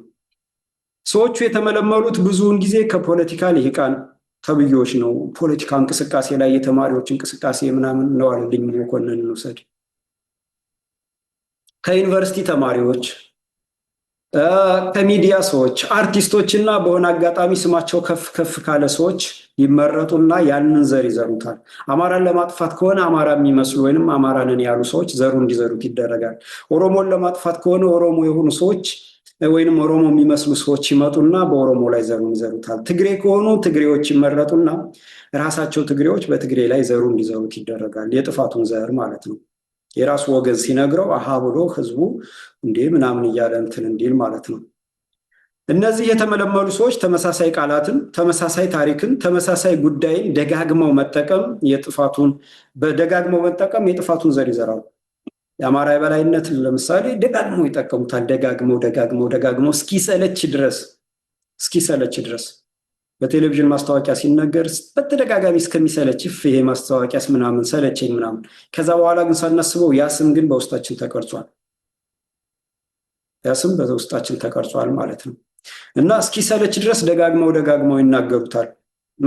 ሁሉም ተመሳሳይ ታሪክ ነው የሚናገሩት። የአማራ የበላይነት ወይንም ትምክተኛነት ታሪኩ የተሰራው ታሪክ ተመሳሳይ ነው። ቃላቶች ተመሳሳይ ናቸው።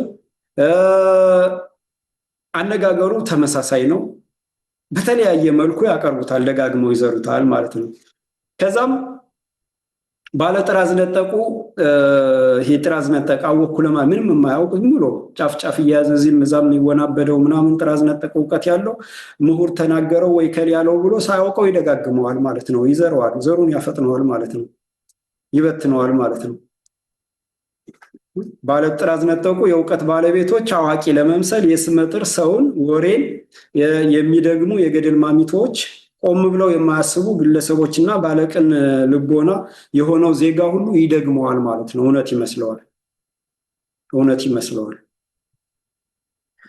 በመቀጠል እንደ ዘርፉና ግንኙነቱ ባለሙያዎች ይመጣሉ ተጋብዘው ስለዛ ነገር ሊያስረዱ። እንደዚህ እየተባለ ነው፣ ህዝቡ ይሄን ነጥብ እያነሳ ነው፣ እንዲሆነናል እየተባለ ነው፣ እዚህ አካባቢ እንደዚህ ተፈጽሞ ነበር እየተባለ፣ አማራ ትምክተኛ ነው እየተባለ ነው፣ አማራ የበላይነት እንዲህ አድርጎናል፣ ከመሬታችን ተነቅለን፣ ስማችን ተቀይሮ፣ እምነታችን ተደምስሶ፣ ቋንቋችን ተቀይሮ አማራ ሆነናል ምናምን የሚል ህዝብ ያንን የሚተነትኑ ባለሙያዎች ይቀርባሉ ማለት ነው።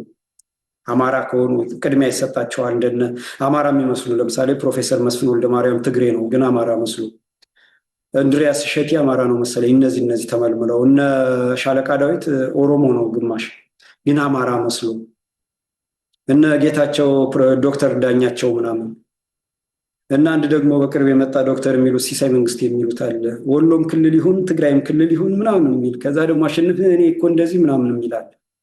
የሆነ መሰላል የመሰለ እንዲህ አይነት ሰዎች ይመለመሉና እንደ ሁኔታው እንደ አጋጣሚ እንደ ግንኙነቱ ሁኔታው እየተጠና እየተመቻቸለት ባለሙያዎች፣ ጋዜጠኞች ተመልምለው እየተጋበዙ በሚዲያዎች ውይይት ይደረጋል፣ ይተነተናል፣ ጋዜጦች ይጻፋል፣ በተለያየ ህዝባዊ ቦታዎች ላይ ይነገራል፣ በትምህርት ቤቶች ላይ እንዲወራ እንዲሰራጭ ይደረጋል። ይሄ በኮሌጅ በዩኒቨርሲቲዎች ይነዛል። ኮሌጅ ውስጥ ተማሪዎች ምናምን እንዲያወሩት የሰለጠኑ ተማሪዎች ይህንን አስተሳሰብ ይረጩታል ማለት ነው። ከዛ ብዙ ሳይቆይ በከፍተኛ ድግግሞሽ እውነት ይሆናል ማለት ነው። እውነት ይመስላል። የተዘራው ዘር በቃ ያም ይደጋግመዋል በዚህ መልክና እውነት ይመስላል። በጊዜ ሰሌዳ ሲታይ ዘሩ ይዘራል። ከዛ እንዲጮህ ይደረጋል። በተለያየ መልክ እንደነገርኳችሁ በዩኒቨርሲቲው፣ በኮሌጅ፣ በሚዲያ፣ በጋዜጣ፣ በትምህርት ቤት፣ በእምነት ቦታ በምናምን እንዲጮህ ይደረጋል። ከዛ መደበኛ ይሆናል። ሁሉም ሰው ይደግመዋል። ከዛ ተቋማዊ ይደረጋል ማለት ነው። ወደ ተቋምነት ይቀየራል ማለት ነው። ተቋም ማለት ህግ ይወጣለታል ማለት ነው። ያንን የሚያስተዳድር የተበላሸውን አሰራር እናርማለን አለና ህገ መንግስቱ ተነሳ ገጽ 2 ላይ። ይሄን ትርክት ወደ ተቋምነት ተቀየረ፣ ወደ ህግነት፣ ወደ ፖሊሲነት ተቀየረ ማለት ነው። አሁን ለምሳሌ የአማራ የበላይነት ተባለ፣ የጨቋኝ ተጨቋኝ ትርክት ተተረከ፣ እነዋለልኝ ያንን ሰበኩ። ከዛ በኋላ አብዮት ተደረገ። ከዛ የመሬት ላራሹ ተነሳ። አማራ ጨቋኝ ነው፣ ፊውዳል ነው፣ መሬቱን ይዞ ተባለ። መሬቱን ያዘ በተባለበት የመሬት ላራሹ አዋጅ በሚታወጅበት ጊዜ የኢትዮጵያ ሕዝብ 28 ሚሊዮን ነው። የኢትዮጵያ የቆዳ ስፋት ደግሞ አሁን ከምታዩት አልፎ ኤርትራን ሁሉ የጨመረ ነው። በዛን ወቅት የለማው መሬት 2 ሚሊዮን ሄክታር አይሆንም። አጠቃላይ ምቹ የሆነው ግን ከ40 ሚሊዮን ሄክታር በላይ ነው። ያንን የሌለውን ወስዶ መሬት የሌለውን መሬት እየሰጡ እንዲሰራ፣ ሀብት እንዲያፈራ፣ ቤት እንዲሰራ ከማድረግ ይልቅ አማራ ያችን ያለማትን እንዲነጠቅ መሬት ላራሹ ተባለ። መሬት ላራሹ ሲባል ስሙ ደስ ይላል።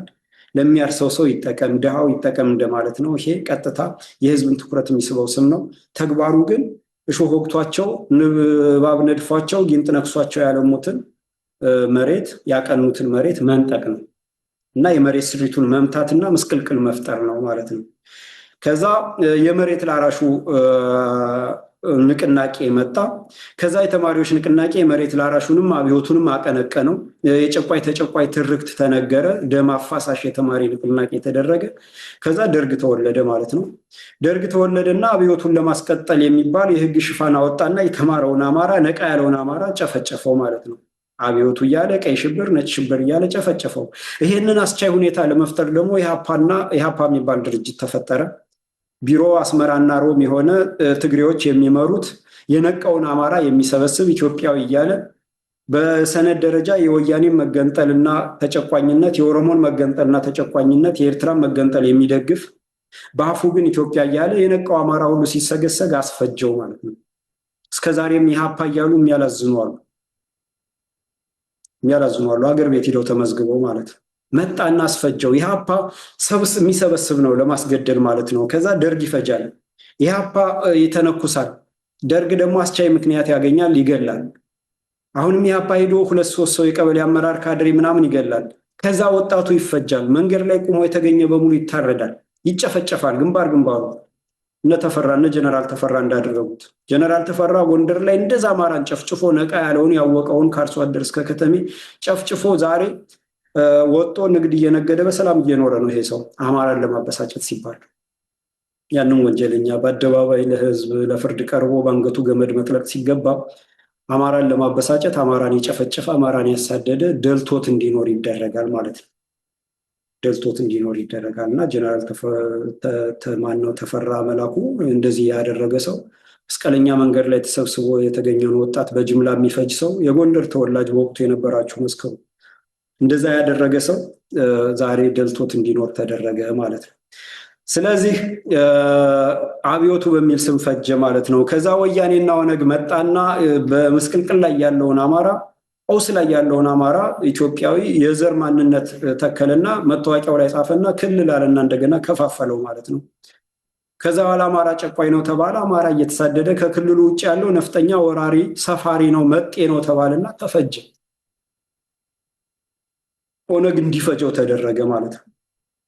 ኦነግ ፈጀው። በሐረር በአርባ ጉጉ በምን ያ ሁሉ አለቀ። እነ መለስ ዜናዊ ያ ሁሉ ሲፈጃው አስፈጻሚ ናቸው። ሲጣሉ ግን ለእኛም አትገዙ ከሆነ ይህንን ዜና እንለቀውና ህዝብ እንዲበላችሁ እናደርጋለን እያሉ ማስፈራሪያነት ተጠቀሙበት። መለስ ተናግሯል አንድ ወቅት ላይ ያንን እኮ የፈጸሙትን ለህዝብና ለሀገር እንኳን እነሱ እኛም አንተርፍም ነበር ብሏል። እንግዲህ እግዚአብሔር ገፍቶ ሲያናግረው ነው። ይህን ሁሉ የሚያውቀው የአማራ ምሁር ነኝ የሚለው ግን ተኝቷል ወይንም ደንግጧል ወይ ተመቷል ማለት ነው። ስለዚህ ወያኔና ኦነግ በዛ ሁሉ መጣ። የዘር ፌዴራሊዝም ተተከለ። የተበላሸ ግንኙነት እናስተካክላለን ተብሎ የህገ መንግስቱ መነሻ ገጽ 2 ላይ እንደዛ ሆነ። አማራ ጨቋኝ፣ ኢትዮጵያ ቅኝ ገዥ ተደረገች። ነፃነት ግንባር እየተባለ ድርጅት ተፈለፈለ። ከዛ አማራ ጠልነትና ጸረ አማራነት ተሰበከ። የኢትዮጵያ ኦርቶዶክስ ጠላትነት መጥፎ ተቋም እንደሆነች ተደርጎ ተሰበከ። የኢትዮጵያ መሰረት የሆኑና ኢትዮጵያውያን አስተሳስረው የያዙ ገመዶች ሁሉ እንዲበጣጠሱ በአዋጅ ጸደቀ። ከዛ በኋላ አማራን ማጥፋት ፍትህን ማወራረድ እንዲሆን ተደረገ። ከዛ አማራን በተገኘበት ሁሉ ሲገደል እንደ ኖርማል ተቆጠረ ማለት ነው። ፍርድ ቤቶች፣ ፖሊሶች፣ መከላከያ ሰራዊት፣ ሁሉም ተቋማት ይሄንን አስፈጻሚ ሆነ ማለት ነው። ይሄ ህገ መንግስት የእምነት ተቋማትንም እድሮችንም ሁሎችንም የሚያስተዳድር ነው ህጉ ከዚህ ስለሚቀዳ። ስለዚህ የእምነት ተቋሙም ሁሉም ጸረ አማራ ሆነ ማለት ነው። ኢትዮጵያ ኦርቶዶክስ ተዋህዶን አከርካሪዋን መታናት አሉ ስብሐት ነጋ። ይሄ ምን ማለት ነው? ቤቱን ሂዶ ማፍረስ በዶዘር አሁን ኦሮማ እንደሚያፈርሰው አይደለም። አመራሩን ተቆጣጠር ነው ማለት ነው ከላይ እስከታች። ስለዚህ ከሲኖዶስ ጀምሮ በእያንዳንዱ ቤተክርስቲያን ያለ አለቃ የወያኔ ቅጥረኛ ካድሬ ነው። አብርሃም ማቲያስ ምናምን የሚባል ካድሬ ተመልምሎ ይመጣ ነው። ፂሙን አሳድጎ ምናምን ወዘናው ምናምን ኮፍያውን አድርጎ ተገፋው ተፈለጥ ይላል። ምንም የማያውቀው ምስኪን ደግሞ ይነዳል። እንደ ልብሱን ሂዶ ይዳብሳል። የአብርሃምን ልብስ የባንዳ መሆኑን አያውቅም። የማቲያስን ልብስ ይዳብሳል። የባንዳ ቅጥረኛ ጸረ ህዝብ መሆኑን አያውቅም። ካድሬ መሆኑን አያውቅም። ጴጥሮስ ኤርሚያስ ምናምን የላሊበላ እንትን ፋኖ ውጣልን መከላከያ ምናምናችን ነው የሚል የባንዳ ቅጥረኛ ካድሬ መሆኑን አያውቅም። ልብሱን ሁሉ ሂዶ ይስማል። እውነቱ ህዝቡ የሚነግረው የለም። ነባራዊ ሁኔታ አስጨብጦ የሚነግረው ስለሌለ ማለት ነው። ስለዚህ አማራ ማጥፋት፣ ሀገር ማፍረስና መሸጥ፣ መገንጠል ምናምን ሀገር ለመሆን ዛሬ ላይ በዚህ ልክ ደረስን ማለት ነው። ስለዚህ የጋዜጠኞችን የትዊተሮችን የትዊት የሚያደርጉትን አሁን ኤክስ ምናምን የተባለው ላይ የሚጽፉት ማለት ነው የፖለቲከኞችን ትዕይንቶች የፖለቲከኛዎችን አካሄድና ወሬ ሁሉ መፈተሽ ያስፈልጋል። አማራ የሚባል እኔ አላውቅም አለ ይልቃል ጌትነት። ጎጃሜ፣ ጎንደሬ፣ ወሎዬ ሲባል እንጂ አማራ እንደው ከአማራ ከሚለው ጋር እንዳታጋጨኝ እባክህ። በዚህ ሰልጥኖ እንደዚህ ያለ አማራ ነው ይሄ ሰውዬ። ደብረ ወርቅ የተወለደ ሆዳም ሰርቶ ማያውቅ ለጸረ አማራዎች ተቀጥሮ እየተከፈለው የሚኖር ነገ ሂሳብ ማወራረድ እንዳለ የማያስብ ግብዝ ነው እና አማራ የሚባል የለም እንደሆነ አላውቅም። አንብቤም አይቼም አላውቅም። እንዲህ አይነት ድንጋይ ተጻፈ አላየሁም ያለ የእሱን ድድብና እንደሌላ አድርጎ አቀረበው እንጂ እሱ ፈልጓል ስለ አማራ ሊያወራ ማለት ነው ሊያነብ። እንዲህ አይነት ሰዎች ተፈጠሩ ማለት ነው። ስለዚህ እነዚህም ፖለቲከኞች ዛሬም ፖለቲካው ላይ ያሉ እነ ልደቱን እነዚህ አሁን ደግሞ የተፈለፈሉት አሉ። ባህሪን ሲያገለግሉ የነበሩት ግልገሎች አሉ። እና አስረስ ማረዳምጤ በቃላት አክሮባት የሚሰሩትን እንዋቸው። እነ ዘመነ እነ እስክንድር እንዋቸው እንዴት እንደሚያስመስሉ ምን መስለው እንደሚሄዱ። ተግባራቸው ግን ጸረ አማራ ነው። አክታቸውና አካሄዳቸው ትወናቸው ግን በቃ የህዝቡን ቀልብ የሚቆጣጠር ነው። እኛ ግን ተግባራቸውን ነው መፈተሽ ያለብን። ቃላቱን አይደለም ማየት ያለብን፣ ተግባሩን ነው። ትላንት በተናገረው ዛሬ ምን አደረገ? ዛሬ የት ላይ ነው? ትላንትና ምን ብሎ ነበረ? ዛሬ አሁን ምን እያደረገ ነው? ድራማ ሴራ የሚሰራውን ሁሉ ማወቅ አለብን ማለት ነው። ስለዚህ የጋዜጠኞችን፣ የትዊቶችን፣ የፖለቲከኞችን፣ የአስመሳዮችን፣ የአገር ሽማግሌንን ባዮችን፣ የውሸት የእምነት አባትንን ባዮችን፣ ካባለባሽ ካድሬ ባንዳዎችን ምናምን መፈተሽ ነው። ትላንት ምን አሉ? ዛሬ ምን አሉ? ምን መሆን መደረግ አለበት? ምን መደረግ አለበት? ነባራዊ ሁኔታ መሬት ላይ ምንድን ነው እየተደረገ ያለው የሚለው ሁሉ ማየት ያስፈልጋል ማለት ነው። እነ ዋለልኝን፣ እነ ዋለልኝ መኮንንን፣ እነ ሻለቃ ዳዊትን፣ እነ መስፍን ወልደ ማርያምን፣ እነ አለማንተ ገብረስላሴን፣ እነ ታማኝ በየነን፣ እነ ልደቱ አያሌውን፣ እነ ይልቃል ጌትነትን ጋዜጠኛ ተብዮች እና ሀብታሙ አያሌውን ሁሉ ያቸው ትላንትና ውባንታ ባተን ተባብረው አስገደሉት። ተባብረው ጀግና ስለሆነ እኔ አማራ ህዝብ ታጋይ ነኝ እንጂ በገንዘብ ምገዛ ሚሊሻ አይደለሁም፣ የግዢ ወታደር ሚሽነሪ አይደለሁም፣ እኔ የፖለቲካ ስልጣኔን ይዤ ወገኔን ለማዳን የወጣው ነኝ ሲል ወያኔው ብአዴን ኦሮሞማ ስጋት ላይ ወደቀና ባንድ አሰማራበት። ዛሬ ኬንያ ያለው ይሄ ማነው ደርቤ ምናምን የሚባል ልጆች ሙሉጌታ ምናምን የሚባል በሙሉ ቅጥረኛው ሰፈረበት እዚህ ልጅ ላይ ሀቀኛና መስመር እውነት ይዞ ስለወጣ እና ሀብታሙ አያሌው ዘመቱበት፣ ተገደለ ይሄ ሰው። እነዚህ የዘመቱት ለምንድን ነው? ህዝቡን ማሳሳት ነው መጀመሪያ። ህዝቡ ከተሳሳትና ትኩረቱ ከተቀየረ በኋላ ሰውየውን ገደሉት። የተቆጣ ሰው የለም፣ አንድ ሰው የተቆጣ የለም እና ደም የመለሰ የለም። ሁሉም በውስጡ እውነቱን አፍኖ ነው ያለው። አያችሁ፣ መጀመሪያ አንድ ሰው ከመገደሉ በፊት ዘመቻ ይደረግበታል። ከተገደለ በኋላ በቃ ዝም እንዲል ማለት አስቻይ ምክንያት እና ሀብታሙ አያሌው ዛሬ ጋዜጠኛ ሆኖ ዛሬም አሉ። ህዝቡ ያዳምጣቸዋል። ዛሬ ሀብታም ጎን ቆማለሁ የሚል ድዊ አለ። አማራ የሆነ ጠላት እንኳን ይሄ ቅጥረኛ ባለው ተከፍሎት ነው። ጠላትም ለዓላማ ነው።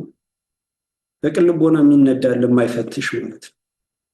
ይህን ሁሉ ተወለደ ማለት ነው። እነ አበበ በለው፣ እነ መዓዛ መሐመድ፣ እነ ተስፋዬ ገብረስላሴ ተስፋዬ ወልደ ስላሴ፣ በላይ ማናየ ምናምን የሚባሉት እነዚህ ሁሉ የዚህ የሴራው አስፈጻሚዎች ናቸው። ህዝብ ጭንቅላት ውስጥ ነገር የሚሰገስቡ ህዝቡ እንዴት ማሰብ፣ እንዴት መወናበድ፣ እንዴት ግራ መጋባት እንዳለበት አሳይመንት እየተሰጣቸው የቤት ስራ እየተሰጣቸው የሚሰሩ ናቸው ማለት ነው። ስለዚህ የውሸት ትርክቱ ዘር የመዝራት ደረጃ ደግሞ ይሄ ዘሩ ሲዘራ ከ2 ወር እስከ 5 ወር በቂ ነው።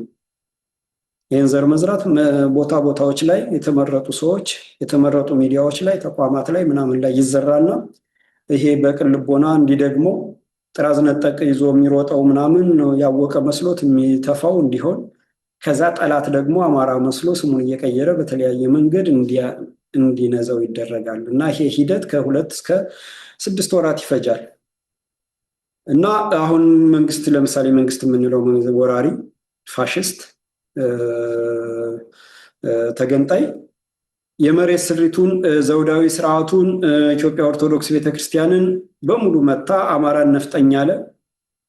ከዛ በኋላ የሀገሪቷ ችግሮች እነዚህ ናቸው ምናምን ብሎ ይደመድማል። ነፍጠኝነት የሀገሪቷ ችግር ነው። ትምክተኝነት የሀገሪቷ ችግር ነው። ኦርቶዶክስ ተዋህዶ ቤተክርስቲያን የሀገሪቷ ችግር ናት። ሰንደቅ ዓላማው ጨርቁ ሳይሆን ከጨርቁ በኋላ ያለው አስተሳሰብ ነው እና መለስ ዜናዊ እያሉ ያንን የሀገር ችግርና የህዝብ ማነቆ አድርገው ያቀርቡታል ማለት ነው በአዋጅ ይሄ ከተሰበከ በኋላ። ከዛ በኋላ ምሁር ተብዮች ደግሞ በምሁራዊ እይታ በሚመስል ቀስ ብለው መርዙን ይረጩና ወደ እውነትነት ይቀይሩታል ማለት ነው። ከዛ በኋላ መጀመሪያ ላይ ባለስልጣናት ብቻ ይናገሩታል ከምሁራዊ ቀጥሎ። ያ ባለስልጣናት ሲናገሩት ፍርሃትን ረጩ ማለት ነው። በህዝቡ ውስጥ ፍርሃት እንዲነግስ አደረጉ ማለት ነው። ፍርሃት እንዲነግስ አደረጉ። ከዛ የደርግንና የወያኔን ፕሮፓጋንዳ ማየት ነው መጀመሪያ። ደርግ መጀመሪያ ላይ ህወሓት ትግል ስትጀምር ያደርጉት የነበረውን ፕሮፓጋንዳ የፊውዳል ጨቋኞች፣ ጨቋይ ተጨቋኞች፣ ፊውዳሎች ምናምን እየተባለ የተረጨው መሬት ላራሹ መጥቶ መሬቱን ውሰድ ሲባል ባለመሬቱ እሾህ ወግቶት ያለማው ፊውዳል ተብሎ እንዲሳደር ተደረገ። መሳሪያቸውን ይዘው ጫካ የገቡት ህዝቡ በዚህ የውሸት ትርክት ስለተቀየረ ከጎናቸው ሊቆም አልቻለም።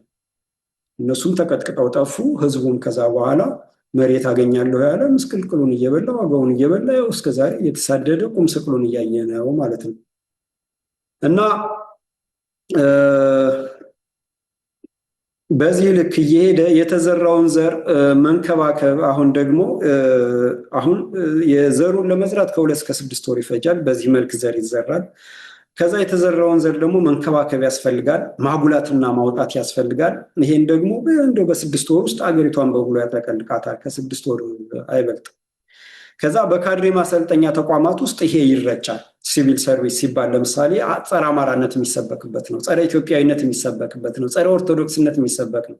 ሲቪል ሰርቪስ ሰልጥኖ የሚወጣ ካድሬ ጸረ አማራ፣ ጸረ ኢትዮጵያ፣ ጸረ ኦርቶዶክስ ሆኖ ነው የሚወጣው። እና ቋንቋው ሁሉ የተለየ ቋንቋ ነው የሚናገረው። አሁን ካድሬዎች በሙሉ የሚናገሩት ቋንቋ አለ። አሁን ለምሳሌ ባለፈው ወያኔን ጁንታ አለው አብይ አህመድ እና ባለስልጣናት ጁንታ አሉ። ከዛ መሬት ላይ ያለው በሙሉ ጁንታ አለ። ምን ማለት ነው ለምን ምናምን የሚለውን ግን አልፈተሸም ማለት አልፈተሸም። ስለዚህ በካድሬ ማሰልጠኛ ተቋማት እንትን ይባልና የመንግስት ሰራተኛው በሙሉ ተመሳሳይ ቋንቋ እንዲኖረው ካድሬዎች በሙሉ በየስብሰባ በየመድረኩ ያንን እንዲደግሙት ይደረጋል ማለት ነው። ነፍጠኛ፣ ትምክተኛ፣ መጤ፣ ወራሪ፣ አድሃሪ፣ የእድገት ማነቆ የመንግስቱን በኃይል ለመገልበጥ እንትን ምንድነው ጽንፈኛ ምናምን የሚባሉ ቃላቶች በሙሉ ይረጫሉ ማለት ነው። በመንግስት መስሪያ ቤቶች መግባቢያ ቋንቋ ይደረጋል። በስብሰባዎች በግምገማዎች ምናምን ይቀርብና የእድገት መለኪያ ይህን ቋንቋ በደንብ የተገበረና የተጠቀመ ስልጣን ያገኛል። ይህን ያልተጠቀመና የተቃወመ ይገመገማል። አንተ እንደዚህ ነህ፣ አንተ አዳሃሪ ነህ፣ አንተ የፊውዳል ቤተሰብ ነህ፣ አንተ ያለፈው ስርዓት ናፋቂ ነህ፣ አንተ የድሮ ስርዓት ናፋቂ ነህ እየተባለ እንዲሸማቀቅ ይደረጋል ማለት ነው። ይሄ ማሳደጊያው ነው የውሸት ትርክቱ። ከዛ በትምህርት ቤቶች ከአንደኛ ደረጃ ጀምሮ ሁለተኛ መለስተኛ ደረጃ በኮሌጅ በዩኒቨርሲቲ በማሰልጠኛ ተቋማት በሙሉ ይነፋል ማለት ነው። ይሄ ይረጫል ማለት ነው። ይነገራል፣ በደንብ እንዲነገር ይደረጋል ማለት ነው። ከዛ በማህበራዊ ሚዲያዎች በጋዜጦች በመጽሔቶች ይጻፋል ማለት ነው። በዘፈን በድራማ በቲያትር ዘፈን ይዘፈናል ማለት ነው። በቲያትር ጥላሁን ጉግሳ ሲሰራው ጥላሁን ማን ነው ይሄ ቤቶች ድራማ ሲሰራ የነበረው መጣ። ተከታታይ ድራማ ይዞ መጣ። አማራ የቤት ሰራተኛ፣ ዘበኛ፣ ኦሮሞ የሀገር ሽማግሌ፣ ትግሬ ባለሀብት አድርጎ ነው ያ ድራማ። እና ዘበኛ ሲባል አማራው ነው የሚመጣ እያለ ሲል እያለች የቤት ሰራ ይሄ እንትን ማለት ነው። ከዛ ተዋናይ የሚባል ደግሞ ተሰራ። አማራ ደሃ በቃ የዘቀጠ ማንነት ያለው በቃ ሴቶች የገጠር ሴቶች በካልቾ ሲማቱ፣ አክሮባት ሲሰሩ፣ በጫማ ጥፊ ሲማቱ፣ ወንዱን በቴስታ ሲጥሉት፣ አሉባልታ ሲነዙ፣ ዝሙትን ሲያስፋፉ ምናምን የሚያሳይ በቀልድ በሚመስል ተሰራ። ማንነት ሰበራ ነው፣ ስነ ልቦና ሰበራ ነው። እና ይህን ድራማ ሊሰሩ የመጡ ቅን ልቦናዎች አሉ። ገንዘብ በደንብ ይከፈላቸዋል። እንዲህ አይነት ድራማ የሰሩትን ዳይሬክተሮችን፣ ደራሲዎችን ድርሰቱ ከየት እንደመጣ ከደህንነት ተቋም ነው የሚመጣ፣ ግን ስም ይሰጠዋል፣ ባለቤት ይሰጠዋል። እነዛን መዝግቦ መያዝ ለፍርድ ስለሚቀርቡ ማለት ነው። የህዝቡን ማንነት ያነወረ በዚህ ልክ ያሳጣ ማለት ነው። እና በዘፈን በቲያትር በመነባነብ ወዘተ በተመሳሳይ ቅርጽና ይዘት በተደጋጋሚ ሲነገር መልእክቱ ስልጣን ያገኛል ማለት ነው። ይሄ ውሸት ትርክቱ ስልጣን ያገኛል፣ ደረቱን ይነፋል። ውሸቱ በራሱ ያብጥና እውነትን አሳንሶ አኮስሶ ያሳንስና ውሸቱ ደረቱን ነፍቶ አደባባይ ላይ ይቆማል ማለት ነው። ስልጣን አገኘ ማለት ነው። ከዛ የዘሩ በቀለና አደገ ማለት ነው። በቅሎ አደገ ማለት ነው። ልኪያችን እንዲህ ሁለት ጆሮ ሆና የወጣችዋ ዘር በቆሎም ትሁን ስንዴ ጤፍ፣ እሾህ መስላ የወጣችዋ መርፌ መስላ የወጣችዋ ጤፍ አድጋ አበባ ስታብብ እንደዚህ ትንሸራና ቦታ ትይዛለች። በቆሎም ያድግና እሸቱን እንደዚህ አድርጎ ይቆማል፣ ያብባል፣ ቦታ ይዛል፣ ደረቱን ይነፋል። መድሮ ቆመ ማለት ነው። መደረ ማለት ነው። እና አሁን ለምሳሌ ይህን የሚያስረዳ ምሳሌ እናያለን።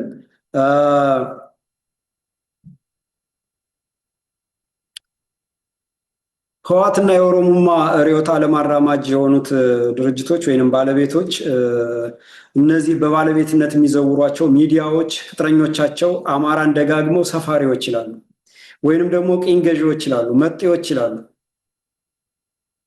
መጤዎች እያሉ በተደጋጋሚ ይናገራሉ።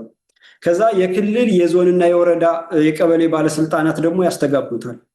እነዚህ መጤዎች ናቸው ይላሉ በስብሰባ የመንግስት ኃላፊነትን ይዘው። ሌላው ልክ አሁን ሂደው ዳሞት የወለጋ ላይ ሂደው ወይንም አርሲ ፈጠጋር ላይ ሂደው ኦሮሞ ባለበት አካባቢ የቀበሌው ሊቀመንበር ወይንም ደግሞ የወረዳው አዛዥ ሄድና መጤዎች የሉም እንዴ ዛሬ ምናምን፣ ሰፋሪዎች የሉም እንዴ ዛሬ ይላል። እነዚህ አማራዎች ሰፋሪዎች የሉም እንዴ ብሎ ይናገራል። ከዛ እነዛ ኦሮሞች ሰፋሪ ናቸው፣ መጤ ነው ለካ የኛም መሬት ይዘው ነው፣ ስለዚህ ከሌን ገድዬ መሬቱን መውረስ።